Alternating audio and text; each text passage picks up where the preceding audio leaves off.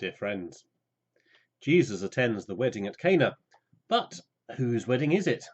We don't actually know, and on that lack of knowledge is built a great number of fanciful stories. Dan Brown's Da Vinci Code is just the most recent and notorious.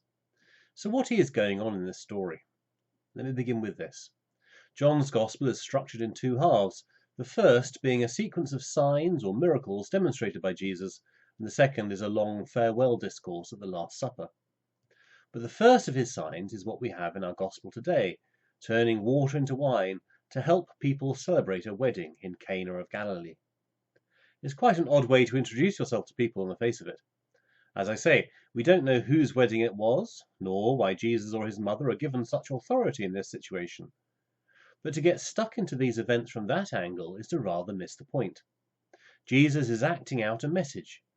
This is what lies behind Jesus' response in the passage, which would otherwise be quite striking.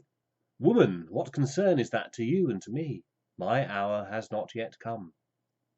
Jesus is immediately operating on the deeper level.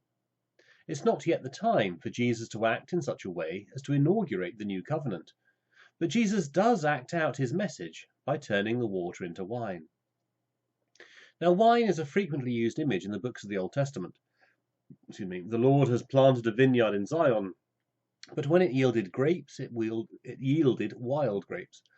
And of course, Jesus in his teaching refers to this imagery frequently. I am the true vine, you are the branches, go and bear much fruit. Or, you cannot put new wine in old wineskins, else both will burst. So the people of Israel are the chosen people, whom the Lord has planted and nurtured, and from whom he seeks the wine.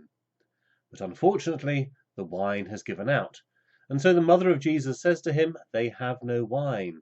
In other words, the people of Israel have fallen away from God.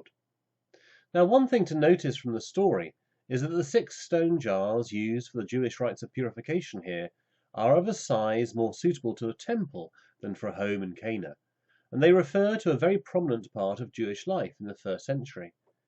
They were preoccupied with the problem of impurity.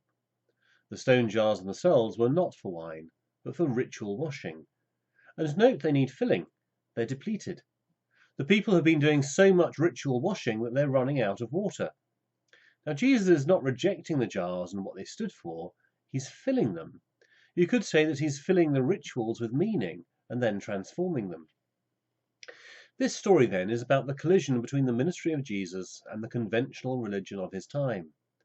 Jesus is acting out a sign to those who are able to interpret what is happening, that Jesus is the one who has come to call Israel back to God, to restore the people of Israel. The symbolism involved here is worth spelling out. Water is necessary for life. We cannot exist without it. Yet if there is only water available, then there is something missing from our human lives together. Wine, on the other hand, changes us. It fosters fellowship and can allow truths to emerge. It's like yeast in the dough, which acts on the whole to make the bread. It's powerful stuff, and it can be tremendously life-enhancing. The point of the story is that the faith of Israel has become like water, centered on empty ritual, and a corruption of temple sacrifice. It's not an accident that this story is immediately followed by the cleansing of the temple, for they are both aspects of the same message. There has developed in Israel a spirituality of fear that manifests in an excessive zeal for legal detail, rooted in a sense that the people of Israel could be in control of their own salvation. And Jesus is challenging this. Jesus has come that you might have life and have it in all its fullness. He has come that we might live it in the right spirit, that we might drink the wine. Jesus is not here to abolish the law, but to fulfill it.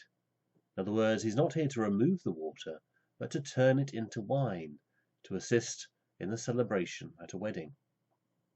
Now, of course, the theme of a wedding is also repeated throughout the Old Testament, especially in the prophets, who often talk about the people of Israel as God's bride and of God's passionate love. For as a young man marries a young woman, so shall your builder marry you, and as the bridegroom rejoices over the bride, so shall God rejoice over you. At the wedding in Cana, the wine has given out, and the people are unable to celebrate. For we are called to celebrate with God. Our faith is not intended to be a puritanical or joyless affair. These themes of water being turned into wine, of celebration, of sacred marriage, are taken forward into our Christian life. Just as Jesus turns water into wine, breathing life into the people of Israel, so we, following his example, take wine and turn it into the blood of Christ, breathing life into the church. This is our celebration, our cause for rejoicing. And it is our wedding feast, for we as the church are the bride of Christ, bought with his blood. This is the sign which Jesus is making, a sign which points us to life, to celebration, to joy. And this is what we're called to participate in. This is our wedding banquet. So, let's get on with the party. Amen.